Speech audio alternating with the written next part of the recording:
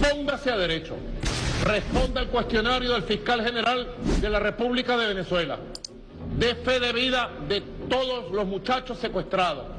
Diga dónde están enjuiciados, qué causa, qué delito cometieron. Permita el acceso de sus abogados y familiares a la visita en la prisión donde los tienen secuestrados. Tú no puedes generalizar. Todos los venezolanos son delincuentes. Todo el que se me atraviese me lo llevo preso y ¡pum! Para El Salvador. ¿Qué es eso? Quien haga eso es un nazi, llámese como se llame. Y Bukele ha actuado bajo los patrones y los cánones de la violación serial de los derechos humanos y ha actuado en los esquemas de los nazis. Es un violador sistemático y serial de los derechos humanos desde El Salvador contra el pueblo venezolano. Abandone el camino de la desaparición forzosa y, más temprano que tarde, póngalo en libertad incondicionalmente. Libertad incondicional para los jóvenes que están secuestrados en El Salvador.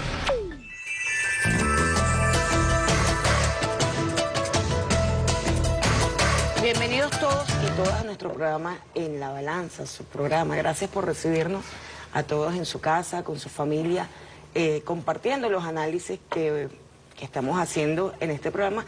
Y hoy particularmente estábamos observando al presidente dando respuesta ayer a, digamos, esta propuesta indecorosa del presidente de El Salvador, porque sabemos, y eso hay que tenerlo muy claro, que este chantaje que está presentando el presidente Bukele de El Salvador no responde al derecho internacional, no se enmarca en ningún tipo de competencia que pueda tener como presidente, más aún entendiendo que lo que origina esta propuesta es un delito de lesa humanidad que se está cometiendo desde El Salvador y desde Estados Unidos. Es decir, un grupo de venezolanos que no sabemos quiénes son exactamente, porque están desaparecidos, o sea, fueron extraídos de Estados Unidos y fueron depositados en un centro aparentemente penitenciario, pero realmente funciona como un campo de concentración, porque no hay personas procesadas penalmente allí, no hay personas juzgadas y condenadas allí en el caso de las personas que extrajeron de Estados Unidos. Entonces, mal puede el servicio penitenciario albergar a personas en esas condiciones en El Salvador. Ciertamente, como decimos en el derecho penal, aquí se trata de una situación de árbol envenenado. Es decir, esta es una teoría penal que siempre se ha manejado, que es que si las raíces, el suelo donde está el árbol está envenenado, los frutos están envenenados. Entonces, ¿qué quiere decir? Que si fueron delictivamente extraídas personas llevadas forzosamente a El Salvador, que están allí, además en una condición de trata de personas porque hay dinero de por medio para que ellos estén ahí, están mercantilizados. Eso es un delito de fondo y todo lo que derive de ese delito es también un hecho delictivo y viola el derecho internacional.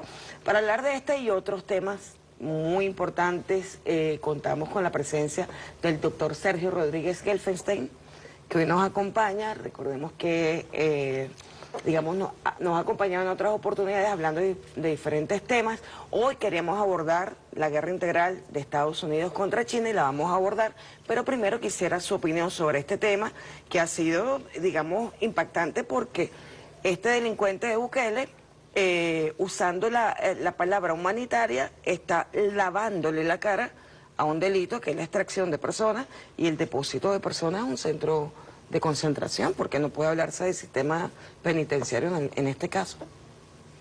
Tú conoces Centroamérica, conoces El Salvador bien, sabes que este hombre es un psicópata y está actuando como un delincuente internacional. Sí, para mí lo que hay en el trasfondo y lo que es más preocupante es que el derecho internacional está desapareciendo. Se sigue haciendo alusión a que viola el derecho internacional, pero es que el derecho internacional ya prácticamente no existe. Cuando nos referíamos a Palestina, hablábamos del delito de genocidio, pero se sigue se sigue ocurriendo. Ahora hablamos del delito de desaparición forzosa, y se hace con total impudicia y no pasa nada. Cuando nos referimos a la acción del gobierno de Ecuador en la Embajada de México en Quito, hablamos de la violación de la soberanía de un país y no pasa nada. Tú dices de un presidente delincuente, bueno, el propio Trump está juzgado, es un delincuente también. Claro. Entonces, hay presidentes que pueden ser delincuentes, es normal, ya hoy es normal. Estamos viendo, Milei está al borde del delito, si no ya ha sido declarado con esto que hizo. Entonces, seguimos apelando a un derecho internacional que, si bien existe, ya prácticamente no se cumple. La Corte Penal Internacional emitió una orden respecto de Netanyahu y ya varios países europeos aceptaron que Netanyahu viajara a esos países. Entonces, el nivel de destrucción del sistema internacional, el nivel de conflictividad global es tan grande que estamos pasando a llevar elementos que eran el sustento del sistema internacional en términos de estructura, en términos políticos y en términos jurídicos, del derecho, de la estructura política del sistema internacional, que están desapareciendo de hecho. Están desapareciendo de hecho. Entonces, ¿qué pasa? Que caímos en una situación de impotencia. O sea, hoy nos levantamos de la mañana y buscamos a qué número llegaron los muertos en Palestina y cuántos de esos son niños. Y ya es una cifra que se observa y no pasa absolutamente nada. Ahora vemos que se desaparecen ciertas personas, se secuestran en un país, se desaparecen en otra y no pasa tampoco absolutamente nada. Entonces, yo creo que ese es el problema de fondo. El problema de fondo, aquí hay afectados unos venezolanos, pero podemos hablar de Palestina, podemos hablar de los bombardeos indiscriminados contra zonas civiles en Yemen, los genocidios ocultos de Haití, de la República Centroafricana, de otros lugares en el mundo, el genocidio que hubo de los rusoparlantes en el este de Europa. Entonces, estamos asistiendo a una situación de destrucción total de la estructura que le daba soporte al mundo tal como se concibió, sobre todo a partir de la Segunda Guerra Mundial. Ese sistema, esa estructura, ese derecho construido y que de alguna manera generaba relaciones internacionales en un marco de estabilidad, incluso en el marco de la guerra, porque hay un derecho de la guerra. Claro. Todo eso está siendo avasallado, todo eso está siendo destruido, todo eso está siendo pisoteado y finalmente lo que se impone es el poder. Entonces, más que el derecho, más que el sistema internacional, apelar a la ONU. ¿Por qué apelar a la ONU? Si la ONU es un apéndice de la OTAN. Entonces, hay que construir nuevas relaciones de poder y esas nuevas relaciones de poder se tienen que construir a partir no de lo que existe, sino de algo que tiene que nacer, de algo nuevo que tiene que nacer, que pareciera que se está estructurando alrededor del grupo BRICS. Esta situación, doctor, el tema del orden basado en reglas, que es un poco la visión supremacista que rompe con el derecho internacional, tiene como bien dices, la única solución es un orden nuevo emergente. Entonces, nosotros con la CELAC somos parte de ese nuevo orden emergente. Los BRICS son parte de ese nuevo orden emergente, pero ¿cuánto tiempo o qué, digamos, qué estructura se deben ir construyendo rápidamente? Porque ¿cuánto tiempo puede esperar la humanidad para detener el genocidio de Palestina? ¿Cuánto tiempo puede aguantar la humanidad viendo bombardear Yemen sin que nadie se pronuncie, ningún organismo internacional? ¿Cuánto tiempo tiene que pasar para detener arbitrariedades y violaciones de derechos como las que está cometiendo Trump y Bukele en relación a los migrantes. O sea, porque no son solo los venezolanos, es la criminalización del hecho de la migración que ha sido especialmente protegido por el derecho internacional. O sea, ¿qué tanto tenemos que esperar? ¿Qué tanto podemos esperar? No podemos esperar. Bueno, va a haber que esperar. Va a haber que esperar porque mientras no tengamos la fuerza necesaria para cambiar lo existente, van a seguir imponiendo sus criterios. Aquí tenemos una delincuente que se llama María Corina Machado que camina por las calles de Caracas con total impunidad. ¿Y por qué no? Mucha gente se pregunta por qué no va presa. Bueno, porque no existe la fuerza necesaria todavía, no existe la correlación de fuerza necesaria porque estamos sometidos a un chantaje, a una amenaza de la potencia más poderosa del planeta. Entonces, esto no responde a deseos, esto responde a correlaciones de fuerza, responde a relaciones de poder. Y las relaciones de poder no emanan del sentimiento, emanan de los hechos, de la capacidad de lo que estamos construyendo. Nosotros hemos construido relaciones, digo nosotros aquí en Venezuela, hemos construido relaciones de poder que nos han permitido resistir. Nos han permitido no ser avasallados, no ser aplastados. Tenemos un gobierno que se ha puesto al frente de este proceso. Pero fíjate, hay cosas que no podemos hacer todavía. Nosotros, por ejemplo, no nos explicamos por qué Brasil, que supuestamente era un aliado, impidió que Venezuela entrara al grupo BRICS. Esas son las relaciones de poder, esas son las realidades, eso no responde a sentimientos. Tú dices, ¿cuánto tiempo? y yo, estudiando a China, yo me he dado cuenta que el problema fundamental de las diferencias entre Occidente y China es el tiempo, precisamente, porque para nosotros los occidentales el tiempo es finito, termina con la vida. En cambio para los chinos el tiempo es infinito, continúa con los descendientes. Y los procesos sociales tienen un tiempo que está determinado no por los deseos ni por la vida útil del ser humano. Las cosas no son válidas si duran 60 o 70 años, que es lo que más o menos vive un ser humano, sino que hay que cumplir determinados objetivos, determinadas normas, y en el caso de los procesos sociales, de la transformación de la sociedad, es un proceso de muy largo plazo. Ahora imagínate el proceso de transformación de la conciencia de mucho más largo plazo.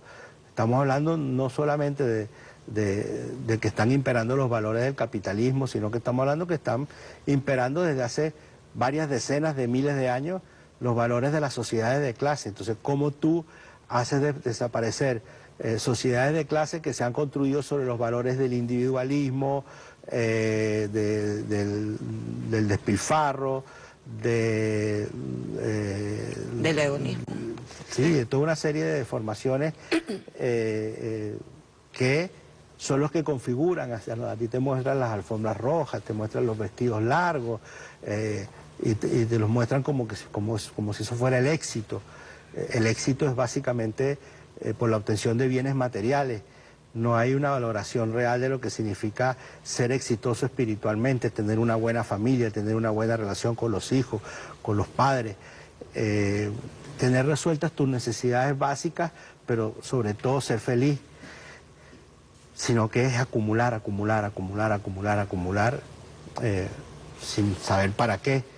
Y precisamente lo que está en crisis ahora, en esta fase imperialista del capitalismo, es una excesiva acumulación, ya estudiada y explicada por Lenin hace más de 100 años, cuando a mí me preguntan que todo lo que está ocurriendo es asombroso, yo digo que para mí no es asombroso, esto tenía que pasar.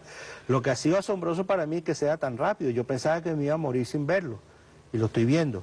Estamos viendo un proceso de declive, pero no tiene plazo, no sabemos. Tú preguntas cuánto tiempo, no hay tiempo. ¿Y qué es lo que tenemos que hacer ahora? Resistir. Porque si no resistimos, ahí sí nos avasallan, nos pasan por arriba.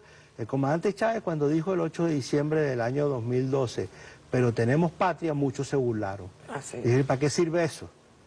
Es que si no tuviéramos patria, no estaríamos aquí. Nos hubieran pasado por arriba, seríamos un gran Haití. Seríamos un gran Haití, la destrucción del Estado, la subordinación a poderes imperiales, la pérdida de la identidad, el hambre y la pobreza generalizada, y eso es lo que hemos resistido. Y eso es lo que hemos resistido. Entonces no hay tiempo. El tiempo viene dado por lo que estamos haciendo. Creo que lo que estamos haciendo, que es una denuncia en los escenarios que existen todavía para denunciar y resistir. No queda otra. Así es. Nos tenemos que ir a un corte y seguimos con el doctor Sergio Rodríguez Gelfenstein en el próximo segmento.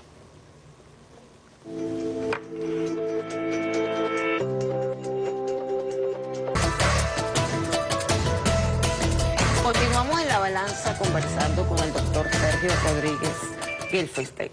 Vamos a abordar un tema que además es importante que se analice desde tu calidad investigadora, que es la situación de la guerra integral de Estados Unidos contra China, que además no es un tema de Estados Unidos contra China, es un tema que afecta globalmente y que hay que comprenderlo para saber cómo se está desarrollando la situación, cuáles son los elementos que necesitamos conocer para la comprensión amplia de la situación y comprender las acciones que van desarrollándose en esta defensa, por ejemplo, que hace China en este momento. Un tema importante que tú has desarrollado en tus artículos de investigación es no limitar y no reducir la situación a solamente una guerra comercial. Hay algo más que una guerra comercial. Explícanos cuáles son los elementos para comprender que no podemos reducir a una simple guerra comercial lo que está ocurriendo. Sí, bueno, yo desarrollé esta investigación incluso ya en el primer gobierno de Trump, cuando ya en ese momento se empezó a hablar de la guerra comercial. Y yo hice una investigación, incluso publiqué un libro junto con Jorge Elbaum, que se llama precisamente de la guerra contra el terrorismo a la guerra comercial, para mostrar cómo en dos facetas Estados Unidos necesita poner adjetivos para justificar su acción internacional. Y en esa investigación uno puede descubrir que en realidad después de un periodo, desde que se establecieron relaciones, desde que Kissinger y después Nixon en el año 71 y 72 visitaron China y rompieron el hielo de alguna manera y después se establecieron relaciones al final de esa década, y vivieron como una luna de miel que duró lo que duró el mundo bipolar. Cuando desaparece el mundo bipolar, Estados Unidos comienza a desarrollar una nueva doctrina, y ahí ya comienzan a determinar, en el gobierno de Clinton, comienzan a determinar que el gran enemigo estratégico de Estados Unidos iba a ser China. Eso se atenúa después de las acciones terroristas del 11 de septiembre de 2001, porque Estados Unidos declara la guerra contra el terrorismo, ataca a un país fronterizo de China, que es Afganistán. En esa región de China hay una minoría musulmana que podría tener relaciones con los talibán. Entonces a China le interesa tener algún tipo de conexión con Estados Unidos, coopera con Estados Unidos en la lucha contra el talibán, porque es de interés de China, y al ser de interés de China y ser interés de Estados Unidos logran puntos de comunicación. Pero hasta que se da cuenta que la guerra contra los talibanes no era tal guerra. No, pasó mucho tiempo todavía hasta que China salió de su sopor. Ya viene el gobierno, en el gobierno de Bush, ahí se forman, hay dos grupos que tienen contradicciones al interior del gobierno. El grupo que dirige Condoleezza Rice, que era la secretaria de Estado. No, era la secretaria, la asesora de seguridad. Sí, y el secretario de Estado era el general Powell, y el general Powell tenía una idea distinta. Y entran en una contradicción muy fuerte, al punto que Powell en el segundo gobierno de Bush ya sale del gobierno y entonces nombra a Condoleezza Rice secretaria de Estado y hace un tándem con Donald Rumsfeld, que era el secretario de Defensa, y entonces desarrollan la doctrina de DDP, se me olvidó lo que significa, la doctrina de la responsabilidad de proteger. No, es una doctrina preventiva, una doctrina preventiva, DDP, no me acuerdo cuál es lo que significa. Y entonces ya establecen formalmente que China es el enemigo de Estados Unidos. Eso se mantiene así. Después viene el gobierno de Obama, y en el gobierno de Obama, Obama hace dos cosas que dan continuidad a esta política, que es la política del pivote asiático y la declaración de que el siglo XXI iba a ser el siglo asiático de Estados Unidos. El siglo XIX fue el siglo americano, el siglo XX fue el siglo europeo, y el siglo XXI iba a ser el siglo asiático de Estados Unidos. Entonces vuelca todo el esfuerzo fundamental desde el punto de vista militar, lo concentra en Asia, y particularmente en los mares adyacentes a China. Y bueno, después viene Trump, y ahí entonces el conflicto ya tiene otro carácter, que es el famoso conflicto de la guerra comercial. Entonces fíjate cómo se le va dando diferentes características a un conflicto que finalmente es el mismo, que es la definición para Estados Unidos de China como enemigo estratégico. Pero cuando tú empiezas a analizar el conflicto en su amplia dimensión, te das cuenta que no es solo comercial. Es un conflicto científico, en materia científica, quién logra los principales avances. Es un conflicto en materia tecnológica, es un conflicto que se manifiesta también desde el punto de vista militar por todas las tensiones que existen en el mar del sur de China, la presencia de barcos de la Armada de Estados Unidos en las adyacencias de China. Es un conflicto político, y además es un conflicto sistémico. Precisamente Trump, que le tocó, tú sabes que todos los años los presidentes van a la Asamblea General de las Naciones Unidas, y Trump 4 años va 4 veces, de los 4 veces que fue, en 3 ocasiones en la Asamblea General, que tú sabes que tienen los presidentes un lapso muy corto de tiempo, de, no sé, esos 10 minutos, 12 minutos, no sé cuánto es, 3 veces Trump le dedicó un tiempo muy extendido a demostrar el fracaso del socialismo y la muerte del socialismo. Bueno, si fracasó y si está muerto, ¿por qué hablas tanto de él? Entonces, ahí se está planteando un conflicto de carácter sistémico que se expresa en lo político, que se expresa en lo ideológico, porque hay una confrontación entre el modelo socialista chino y el modelo capitalista que plantea Estados Unidos. Y eso encara, por cierto, otros conflictos, los conflictos de orden moral, los conflictos de orden ético, de cómo te comportas en el mundo, o sea, cuál es ese comportamiento del individualismo y de la solución de a mí qué me importa, y de la solución de los problemas individualmente frente a la idea de colectivo, también entraña un conflicto de carácter ético y moral. De manera que el conflicto es político, es diplomático, es militar, es científico, es tecnológico, es ideológico, es ético, es moral. Entonces no es un conflicto solamente comercial, financiero y económico. Fíjate, te hablé de 11 expresiones del conflicto. Y circunscribirlo a un conflicto comercial es reducirlo. Es reducirlo porque, bueno, se reúnen, hacen una negociación, llegan a un acuerdo y se soluciona el conflicto, y no es así.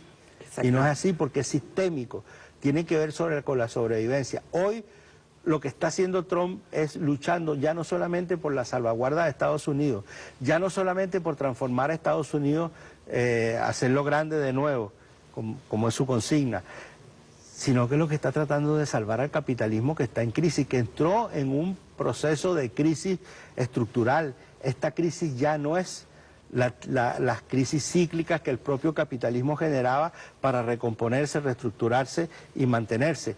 Hoy ya adquiere carácter estructural, y por eso es que yo me niego a hablar de guerra comercial. Yo creo que es un conflicto sistémico, es integral, se manifiesta en diferentes áreas, en diferentes sectores de la sociedad y del Estado. Y como tú decías hace un rato, al ser las dos mayores potencias del planeta, ya no se circunscribe a ellos dos, ya no es un conflicto aislado en algún lugar del planeta, es algo que está influyendo, arrastrando a todo el mundo, porque si prohíbe la 5G, por cierto, estamos discutiendo la 5G y ayer China lanzó la 10G. Qué bárbaro. O sea, entonces, bueno, si discutimos sobre los impedimentos para que China pueda establecer acuerdos con los países para poner la 5G, si hablamos de una guerra contra Huawei. Que fue la anterior, ¿te acuerdas? Claro, claro. Entonces, eso involucra a todas partes, porque si nosotros queremos establecer... Huawei se fue de Venezuela, y nosotros no tenemos teóricamente nada que ver en ese conflicto, y sin embargo se fueron. Cuando estamos hablando de sanciones, cuando el 38% de la población del planeta está sancionada, entonces ya no es un problema bilateral entre China y Estados Unidos. Y frente a eso la ONU, la Organización Mundial del Comercio, no puede hacer nada. Entonces, ¿qué sentido tiene que exista? Entonces, nos vamos involucrando en una serie de elementos de carácter conflictivo que van incorporando a sectores cada vez mayores de la población del planeta. Y eso solo ocurre cuando están ocurriendo, disculpe la redundancia, ocurriendo transformaciones de carácter estructural. Hay un tsunami en el planeta que está producido por la emergencia de un sistema internacional nuevo y el sistema internacional caduco, viejo, que se resiste a desaparecer. Se trata de establecer relaciones mucho más equitativas, donde haya realmente justicia, donde tú puedas apelar. Bueno, desaparecieron a venezolanos que los secuestraron en Estados Unidos, que puedas apelar a alguna institución, alguna organización, alguna instancia en que establezca que ese es un comportamiento delictivo. Mientras no se establezca que es un comportamiento delictivo, mientras que la institucionalidad burguesa que impera en el mundo permita que personas como Bukele pueda ser elegido en términos democráticos, de la democracia representativa burguesa, entonces va a seguir ocurriendo, porque finalmente la democracia representativa se sustenta en el poder, y sobre todo en este caso en el poder del dinero. Te ponen por la televisión y por los medios de comunicación a los candidatos, los medios de comunicación te ponen la agenda, te ponen los candidatos, te ponen los recursos y eligen a quien ellos quieran. Acabo de ver una serie de televisión en Netflix precisamente que concluye en eso, cuando un empresario promovió durante muchos años, hizo una serie de acciones en varios lugares del mundo, y al final se sabe que todo eso lo hizo para poner a su candidato como presidente de Estados Unidos. Y en la escena final le dice, acuérdate que yo no trabajo para ti, tú trabajas para mí. Entonces ahí está el colofón de la realidad de lo que está ocurriendo, que es que el poder del gobierno de Estados Unidos, el poder de los países capitalistas, los gobernantes responden a intereses de los grandes capitalistas, de los grandes capitales, que finalmente son individualidades que lo único que le importa es maximizar ganancias. ¿Qué le importa que hayan matado 30.000 niños en Palestina? ¿Qué le importa? ¿Qué le importa que estén bombardeando zonas civiles en Yemen? ¿Qué le importa que se hayan robado Citgo y que al robarse Citgo el Estado venezolano no tiene recursos para brindarle operación a niños de escasos recursos que se operaban y que se salvaban gracias a esos recursos? ¿Qué les importa? Lo que les importa es maximizar ganancias. Entonces es la expresión del individualismo en su máxima expresión, y eso es el gobierno de Trump. Para eso fue elegido. Entonces no es ningún loco, como dicen, es un loco. No, no es ningún loco. Es el plan mejor estructurado en los últimos 40 años en Estados Unidos. Es el presidente más cuerdo que ha tenido Estados Unidos en los últimos 40 años, porque es el único que ha tomado nota de la crisis y la trata de enfrentar desde su perspectiva para salvar a Estados Unidos. Nosotros nos vamos a un corte porque yo quisiera abordar este tema con mayor comodidad. Vamos a un corte y seguimos con el doctor Sergio Rodríguez Gelfeste.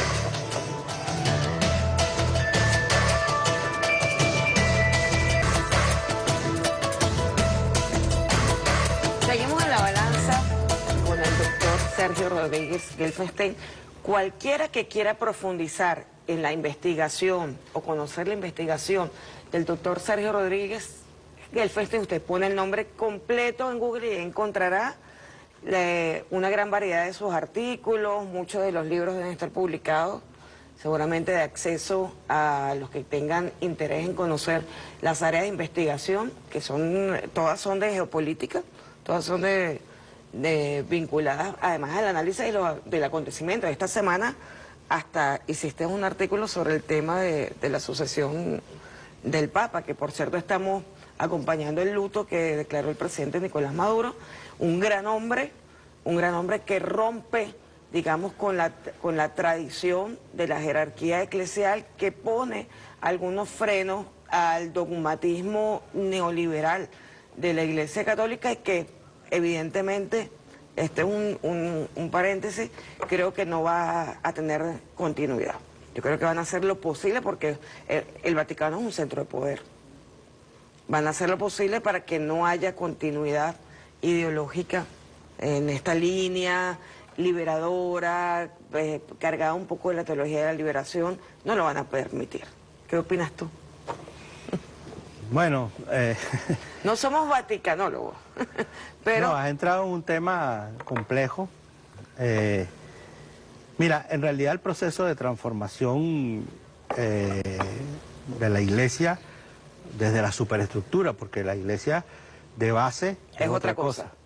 Estamos hablando de la superestructura de la Iglesia como poder global. Esto no lo inició Francisco, lo inició Juan Pablo I, y lo asesinaron a los 33 días de papado, lo asesinaron. Murió un hombre que tenía una salud plena, que no tenía ninguna normalidad, de repente le dio un infarto, y las investigaciones que se han hecho apuntan a que no hay ninguna explicación de que le haya dado un infarto, no hay ninguna razón, y todo el manejo que se le dio al fallecimiento de Juan Pablo I es muy raro, es muy extraño. Hay una serie de dudas, de explicaciones que nunca se dieron. Entonces, todo indica que fue un asesinato. Y viene Juan Pablo II, que tiene un largo papado de 27 años, y logra resistir eso que parecía iniciarse con Juan Pablo I. Él y su sucesor Ratzinger, un papa de pasado nazi, establecen, digamos, aproximadamente más de 30 años de papado reaccionario, recalcitrantemente reaccionario, retrógrado, conservador en extremo. Sin embargo, la Iglesia reacciona a eso, se da cuenta que eso está conduciendo a una pérdida de prestigio de la Iglesia Católica en América Latina en favor de las iglesias protestantes, que van cobrando mucho mayor espacio y que además tienen la capacidad para estructurarse políticamente. No hay partidos católicos, pero sí hay partidos protestantes que tienen sus candidatos designados por la cúpula jerárquica de esa iglesia, que designa candidatos y que destina recursos. Y va cobrando espacio en algunos países. Ya existe incluso un cierto equilibrio entre protestantes y católicos. El caso más abismante es Brasil, que Brasil es la mayor concentración católica del planeta, el país con mayor concentración del planeta, y ahora es protestante, tienen presencia, designan ministros, presidente. etc. Entonces, y luego todo eso que, repito, inició Juan Pablo I. Juan Pablo I muere el día que iba a dar a conocer una reestructuración total de la Iglesia en materia financiera, después de todos los escándalos que hubo en las relaciones con las logias, con las mafias, con la mafia, con todos esos escándalos financieros. Él los iba a dar a conocer y iba a tomar medidas drásticas, y murió ese día, casualmente. Entonces, está todo el tema de la relación financiera oscura de la Iglesia. Se sabe que tiene grandes recursos en la banca offshore. Todo el tema de los escándalos sexuales de pederastía al interior de la Iglesia, que fueron tapados por Juan Pablo II y por Benedicto, y que Francisco ordenó hacer toda la investigación, incluso al punto de sancionar al que era el número 3 del Vaticano, el cardenal Pell de Australia, que fue expulsado y sancionado. Eso, además, las investigaciones en materia sexual que afectaban básicamente o con una fuerza superior en Estados Unidos, significaba enfrentarse a la curia estadounidense, que siendo una curia numéricamente pequeña es muy poderosa, es la que tiene más dinero, y que es una curia diferenciada porque existen las diócesis de los blancos ricos, WASP, de Estados Unidos, en Nueva York, en Boston, en Chicago, y las curias del sur de los emigrantes latinos que tienen en Los Ángeles, en San Diego, en San Antonio, que son diócesis pobres en comparación con las ricas. Entonces, hay una relación entre estas diócesis ricas y el gran peligro que hay ahora es que el arzobispo de Nueva York, que es papable, el monseñor Dolan, sea el próximo papa.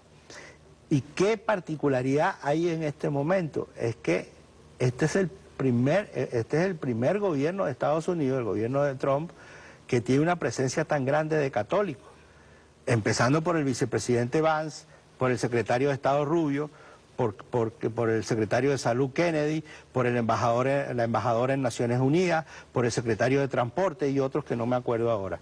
Entonces, Estados Unidos ha actuado a través, la CIA ha actuado en los cónclaves papales a través de la curia católica, pero ahora podría estar actuando directamente por primera vez a partir del gobierno. El último estadista que vio el Papa fue al vicepresidente de Estados Unidos. Entonces, estamos en una situación totalmente distinta. Ahora, en términos de correlación de fuerzas, ahí hay una superposición de variables. Porque hay una variable que dice cuáles son los poderes en el Vaticano. Los poderes en el Vaticano son tres. Hay muchos grupos de poder, pero los más importantes son tres. Los masones, el Opus Dei y los jesuitas. Se logró por primera vez un jesuita, venciendo la resistencia del Opus Dei y de los masones. Acuérdate que esas pugnas entre el Opus Dei y los masones llevaron al asesinato incluso del jefe de la Guardia Suiza, casado por cierto con una venezolana. O sea, los escándalos eran de altísimo nivel y en esa hendidura se introduce Francisco, se introducen los jesuitas. Pero hay otra conformación del poder vaticano, que son los curas, los cardenales italianos y los cardenales europeos, que todavía siguen siendo mayoría, pero que Francisco avanzó mucho en cambiar esa correlación de fuerza, nombrando, hay 120, Francisco nombró 120 cardenales, no todos son electores, los cardenales electores son los que tienen menos de 80 años, y van a elegir 138 cardenales. Para ser papa hay que obtener 93 votos. Y hay alrededor, son creo que 40 cardenales europeos, hay como 25, 27 latinoamericanos, hay otro tanto africanos, hay asiáticos, los de América del Norte, y cuando tú sumas si los pudieras sumar así mecánicamente, los latinoamericanos y los africanos versus los europeos y los de Estados Unidos, están empatados, más o menos. Entonces, ¿quiénes van a definir? Van a definir los asiáticos y los de Oceanía. Entonces, ya te digo, por un lado, políticamente el Opus Dei, etc. Por otro lado, geográficamente las divisiones que tienen. Francisco avanzó mucho en eso, mucho en eso, hizo un trabajo muy concienzudo, dándole finalmente más espacio a los lugares de mayor concentración de feligresía católica, que no tenía ninguna relación la cantidad de feligreses con relación a la cantidad de cardenales. Entonces él avanzó mucho en cambiar esa correlación de fuerza, y no sabemos qué va a primar en el cónclave, si va a primar esta contradicción entre Opus Dei, jesuitas y masones, o va a primar esta contradicción entre los del norte, y los del sur. En este cónclave hay cosas muy interesantes, algunas negativas, como la posibilidad de que Dolan sea elegido, el cardenal de Nueva York, sea elegido papa, pero también hay muchas posibilidades de un cardenal de Ghana y de un cardenal filipino. El cardenal filipino Tagle tiene 67 años. Y estamos hablando, no es porque lo haya dicho Obama, pero estamos hablando de un momento histórico de la historia del planeta, donde Asia está cobrando una importancia trascendental. Entonces, la posibilidad que la Iglesia tome nota de eso y nombre un papa asiático o incluso un papa africano, y la posibilidad también de que los cardenales del sur establezcan un vínculo, es una posibilidad, pero también hay cardenales latinoamericanos que son del Opus Dei. Claro. Y que detestan a sus propios pueblos porque responden a las élites de sus países. Un caso patente, pues creo que ya no elige, Cipriani, el de Perú, que fue papable cuando se eligió a Francisco. Entonces digamos, estos procesos que, bueno, este proceso que se va a desarrollar durante la primera semana de mayo, y que son procesos muy secretos. Hoy yo creo que aunque se dice que Francisco fue una sorpresa, el nombramiento de Francisco fue una sorpresa, incluso se decía que Francisco tenía más posibilidades cuando se eligió Ratzinger que cuando se eligió realmente. Y yo creo que también un factor que también va a influir es que en esta situación de crisis planetaria y de crisis de la propia Iglesia Católica, la Iglesia Católica necesita un papado largo. Entonces, eso también puede influir en la búsqueda de alguien más joven. De alguien más joven, no de un cardenal de 75, 76, 77 años, que se le pueden augurar 7, 8 o 10 años. Yo creo que es posible, como una variable para la designación del Papa, buscar un Papa de alrededor de 70 años, de 60 y pico de años, que garantice por lo menos unos 20 años de papado, que le permita enfrentar a la Iglesia Católica este momento crucial de la humanidad. Entonces, estos creo yo que son los factores que van a influir en la designación del Papa. Es muy difícil, muy difícil, por no decir imposible, no sé, no hay nada imposible en la política, y esto es política, que otro Papa latinoamericano, hay un cardenal mexicano que está entre los papables también, pero yo veo muy difícil que haya dos papas latinoamericanos uno detrás de otro, no lo veo difícil. Entonces, el factor geográfico hay que considerarlo, tal vez, así como es en la ONU, donde dicen, bueno, ahora le toca un latinoamericano, es posible que los africanos hagan valer que les toca un africano, o que los asiáticos digan, bueno, nosotros tenemos... Bueno, ya nos toca despedirnos. Yo estuve revisando algunos de los perfiles de lo que los vaticanólogos definen como papables, claro, haciendo el análisis de quienes están ya en cargos salidores, como dicen, en cargos salidores. Y realmente otro Bergoglio es casi imposible. O sea, yo creo que lamentablemente la jerarquía eclesial, la superestructura, no va a seguir avanzando como avanzó con yo no estoy tan seguro. El Papa Francisco. Ojalá me equivoque. Yo no estoy tan seguro, por eso te digo que hay un trabajo que hizo Francisco, lo hizo muy silenciosamente, pero lo cierto es que nombró 120 cardenales. Piensa tú, de los cardenales nombrados por Juan Pablo II, solo quedan 5 electores. Y de los nombrados por Ratzinger, quedan creo que 40 o 50. Y hay como 70 electores nombrados por Francisco. ¿Habrá una lealtad ahora que falleció? No lo sabemos. Pero lo cierto, por eso es que digo que yo no me atrevo a afirmar así absolutamente que no va a haber continuidad. Por un tema de correlación de fuerzas uno podría pensar que sí podría haber. Yo creo que el factor más sólido para que no haya continuidad es el papel que va a jugar Estados Unidos para elegir un papa de ellos, que sea la contraparte en el mundo católico de Trump. Ajá.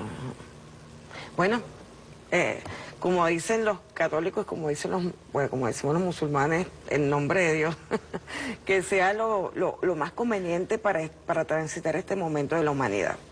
De verdad que ojalá la iglesia jerárquica tuviera un papel más cercano al mensaje de Jesús de Nazaret, del Jesús palestino. Así que esperemos que se cumpla tu análisis y que ciertamente hay una correlación de fuerza que favorezca la continuidad de una iglesia que necesita cambios para acercarse al mensaje realmente revelado, con un mensaje de solidaridad, de igualdad entre los hombres, que impediría que siguieran ocurriendo genocidios o siguieran ocurriendo situaciones en contra de la humanidad. Y esa voz siempre sería importante. El último mensaje de Francisco fue por la paz. Así es. El último mensaje de Francisco fue por la paz, fue por el encuentro, fue por el cese de las agresiones contra los pueblos. Ese último mensaje hay que estudiarlo. Así es. Y también hubo permanentemente mensajes a nuestra América llamándonos a la continuidad y a la unidad. Ajá, a la unidad latinoamericana y a seguir. Y a regresar a Bolívar. A regresar a Bolívar y a San Martín. Y a San Martín. Bueno, nos despedimos, tuvimos el placer de tener con nosotros al doctor Sergio Rodríguez Gelfeste. Nos quedó más de la mitad de lo que íbamos a conversar en el tintero. Espero que dentro de 2 semanas, por lo menos 3 semanas, podamos darle continuidad a este tema de la guerra integral de Estados Unidos contra China. Gracias a ustedes por acompañarnos en su casa. Muchísimas gracias, Sergio, por habernos acompañado. Nos vemos el próximo martes.